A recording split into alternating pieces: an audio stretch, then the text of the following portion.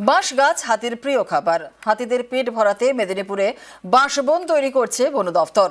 তাদের আশা, এতে লোকালয়ে খাবারের খোঁজে হাতির হানা যেমন বন্ধ হবে, ঠিক তেমনি এড়ানো যাবে বন্যপ্রাণ মানুষ সংঘাত।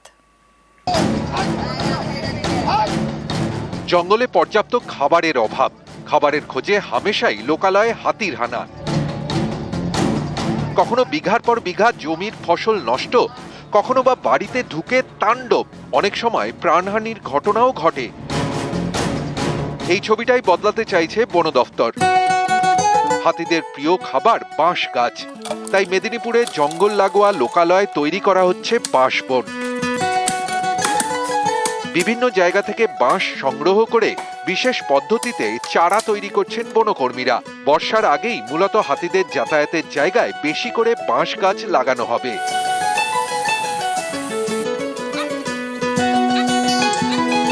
কতটা জায়গায় লাগানো যাবে? 25 হেক্টর। কি কি বাঁশ আছে? জাওয়া, ভালকি, তরল, আরো অন্যান্য প্রজাতির বাঁশ লাগানো হচ্ছে। দল ছুটি হাতিগুলো গ্রামে প্রবেশ করে যাচ্ছে, তো তার জন্য হাতির খাবার জন্য লাগানো হচ্ছে, যাতে না গ্রামে না আসে। চাদরা, পিরাকাটা, লালগড় রেঞ্জে প্রায় 100 হেক্টর জায়গায় 50,000 বাঁশ গাছের চারা লাগানো হবে। জাওয়া, ভালকি, তরল, বাঁশনি সহ বিভিন্ন বাঁশের চারা তৈরি করা হচ্ছে। বন দফতরের আশা, বাঁশবন তৈরি হয়ে গেলে লোকালয়ে হাতির হানা অনেকটাই কমবে। হাতির খাওয়ার জন্য কিছু ভিতরে এরকম গাছ লাগাতে হবে যে হাতি খাতে পারে, তাকি ও বাইরে কম আসবে। পেয়াসাল আছে, কাঁঠাল আছে, এইসব গাছ লাগাচ্ছি। বাট এই গাছ আসার জন্য তো অনেক বছর লাগবে, 6-7 বছর, বড় হওয়ার জন্য 10 বছর লাগবে। তার আগে ব্যাম্বু লাগাচ্ছি আমি। লাস্ট ইয়ার লগভগ 8,000 ব্যাম্বু লাগিয়েছিলাম।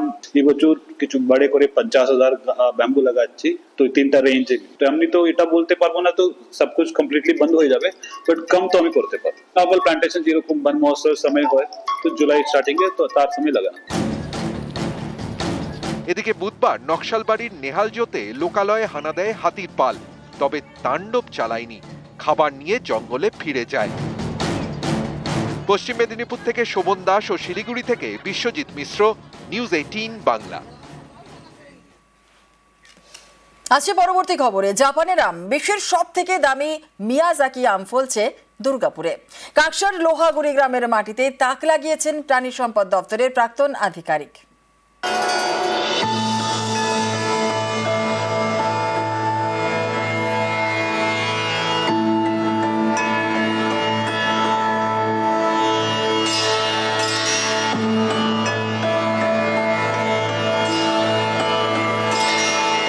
শুকনো পাথুরে জমি, সেই জমিতেই অসাধ্য সাধন।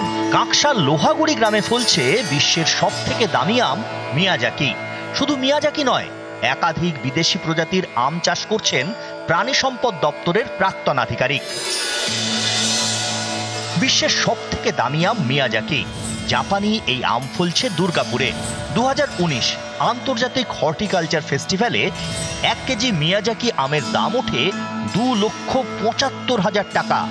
গত 2 বছর ধরে এই 3 লাখি আম পরীক্ষামূলকভাবে চাষ হচ্ছে কাকসায়। মিয়াজাকি ছাড়াও ফ্লোরিডার black mango, white Himalayan, mulberry সহ একাধিক বিদেশি ফলেরও চাষ হচ্ছে। প্রাণী সম্পদ বিকাশ দপ্তরের প্রাক্তন আধিকারিক অনিরুদ্ধ রায়চৌধুরী পড়াশুনো করেছেন কল্যাণী কৃষি বিশ্ববিদ্যালয়ে। কৃষির সঙ্গে নিবিড় যোগাযোগ। মলানগুড়ি পঞ্চায়েতের লোহাগুড়িতে এক পরিচিতর 17 বিঘা জমিতে বিদেশি ফল ফলাচ্ছেন তিনি। কাঁকুড়ে জমি, ব্ল্যাক ম্যাঙ্গো ফ্রম ফ্লোরিডা। এটা হচ্ছে ওপরটা একদম কালো, এটা মিয়াজাকি যেরকম দেখলেন পার্পল কিংবা লাল ওপরটা। মিয়াজাকি কথাটার অর্থ হচ্ছে সূর্যের ডিম, তো কাটলে পরে ওটা সূর্যের ডিমের রঙের হবে। বাইরে এক্সপোর্ট করতে চাই এবং বিভিন্ন চাষিদেরকেও আমরা এটা দেখাতে চাই, এই জমিতেও এই রকম আম হতে পারে।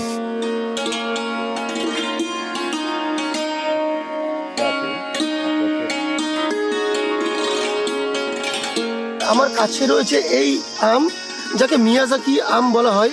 ইন্ডিয়ার যে সমস্ত চাষিরা রয়েছে, তারা যদি এই আমের চাষের ফলন বাড়াতে পারে, তাহলে কিন্তু আগামী দিনে আমাদের এই দেশ থেকে কিন্তু এই আমের চাহিদা অনেকটাই বাড়বে এবং চাষিরা তাতে লাভবান হবে। দুর্গাপুরের মলানদিঘি থেকে অর্পণ চক্রবর্তী, নিউজ 18 বাংলা। বীরভূমের কোপাই যেন দিল্লির যমুনা, যমুনার মতোই কোপাইয়ের বুকেও দূষণের ফেনা।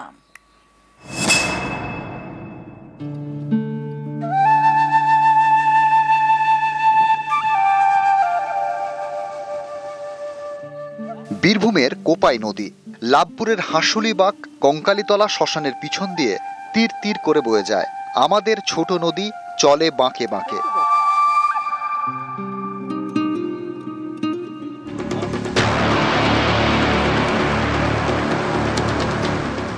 এই কোপাই নদীর বুকেই দূষণের বিষ। বেশ কয়েকদিন ধরে নদীর জলে দূষণের ফেনা। যত দিন গেছে কোপাইয়ের জল কমেছে, দূষণ বেড়েছে। এই দেখুন, শান্তিনিকেতনের বল্লভপুরের দিক দিয়ে বয়ে আসছে কোপাই নদী। গোয়ালপাড়ায় ঢুকতেই নদীর জলে দূষণের ফেনা।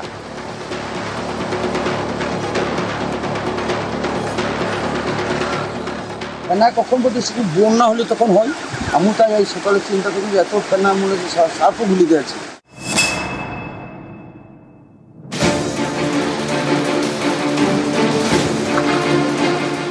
কোপাইয়ের এই ফেনা মনে করিয়ে দিচ্ছে দিল্লির কথা। দিল্লিতে যমুনা নদীর জল বিষাক্ত, সেখানেও দেখা যায় নদীর বুকে দূষণের ফেনা। দিল্লি থেকে প্রায় 1400 কিলোমিটার দূরে বীরভূম। এই বীরভূম দিয়ে বয়ে গিয়েছে ময়ূরাক্ষীর উপনদী কোপাই। সেই কোপাইয়ের জলেও দূষণের ফেনা। জলটা দূষিত হয়েছে এবং সেটা ধারণা করা যাচ্ছে যে ওর মধ্যে ফসফেট জাতীয় যদি কোনো বস্তু এসে পড়ে বা সেখানে যদি আরো কোনো অর্গানিক ম্যাটার্স যদি এসে মেশে তাহলেই কিন্তু এই ধরনের ফেনার সৃষ্টি হয় এবং সেটা অবশ্যই পরীক্ষা নিরীক্ষার মাধ্যমে কিন্তু আমাদের প্রথমত সেটা বুঝতে হবে যে আসল রিজনটা কি।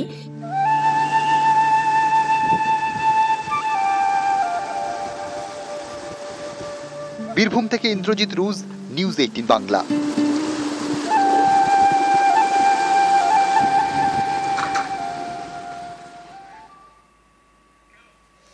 সরকারি হাসপাতালে একমাত্র এক্স-রে মেশিন, সেটাই বিকল। নিউজ 18 বাংলায় এই খবর দেখানোর পর পদক্ষেপ।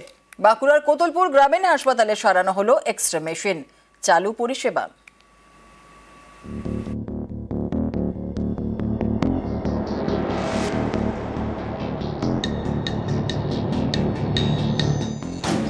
বাঁকুড়ার কোতলপুর গ্রামীণ হাসপাতাল। সরকারি এই হাসপাতালে একটি মাত্র এক্স-রে মেশিন। অভিযোগ মাসখানেক ধরে সেটাই বিকল। সম্প্রতি এই খবর দেখায় নিউজ 18 বাংলা। এরপরেই পদক্ষেপ। কোতলপুর গ্রামীণ হাসপাতালের এক্স-রে মেশিন সারানো হয়। এরপর বুধবার থেকে পরিষেবা শুরু। অনেকদিন ধরেই খারাপ ছিল, সাধারণ মানুষ পরিষেবা পাচ্ছিল না। তো খবরের জেরে মোটামুটি আজকে এক্স-রে আবার নতুন ভাবে চালু হয়েছে এবং সাধারণ মানুষ সুবিধা পাচ্ছে, সুযোগ সুবিধা পাচ্ছে এবং আসছে। নিউজ 18 বাংলাকে আমরা সকলে মিলে ধন্যবাদ জানাই। খুবই খুশির খবর। নিউজ 18 বাংলার খবরের জেরে এটা হয়েছে একমাত্র। এই এক্স-রে মেশিনটা এতদিন খারাপ ছিল, বহু মানুষ পরিষেবা থেকে বঞ্চিত হচ্ছিল। মানুষ স্বাভাবিক পরিষেবা পাবে, আমরা খুবই খুশি। ডিএমএস স্যার খুব দ্রুততার সঙ্গে এটা চেষ্টা করেছেন এবং উনি সফল হয়েছেন। ডিএমএস স্যারকে অসংখ্য ধন্যবাদ জানাই, আর তার সঙ্গে ধন্যবাদ জানাই নিউজ 18 বাংলায়। এখন মেশিনটা ঠিক করা হয়েছে, কিন্তু যেহেতু মেশিনটা আমাদের পুরনো মেশিন, আমরা চেষ্টা করছি একটা নতুন মেশিন আনার। নতুন মেশিনটা এলেই যে মাঝে মাঝে খারাপ হয়ে যাচ্ছে, এই প্রবলেমগুলো থাকবে না। আপাতত সার্ভিসটা চালু হয়েছে এবং ফুল ফ্রেজেই চালু হয়েছে। সরকারি গ্রামীণ হাসপাতাল, ফ্রিতে এক্স-রে করা হয়, 15 মিনিটে পাওয়া যায় রিপোর্ট।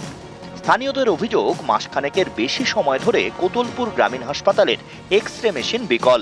বাইরে বেসরকারি ল্যাব থেকে এক্স-রে করতে অনেক টাকা লাগে, এতে সমস্যায় রোগীর আত্মীয়রা। এই খবর দেখায় নিউজ 18 বাংলা। এরপরেই পদক্ষেপ, সারানো হলো এক্স-রে মেশিন। বাঁকুড়া থেকে দেবব্রত মণ্ডল, নিউজ 18 বাংলা।